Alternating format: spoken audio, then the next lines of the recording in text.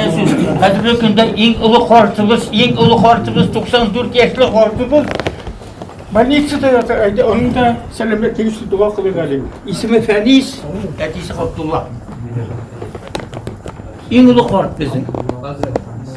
أعوذ بالله من الشيطان الرجيم بسم الله الرحمن الرحيم قل هو الله أحد الله الصمد لم يلد ولم يولد ولم يكن له كفوا أحد سبحان ربك رب العزة عما يصفون وسلام على المرسلين والحمد لله رب العالمين.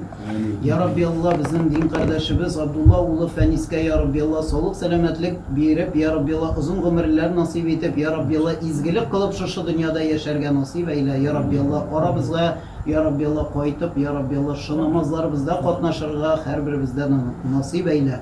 Rabbena atina fid dünya hasene ve fil ahireti hasene ve qina azaben nar bi rahmetike ya erhamer rahimin.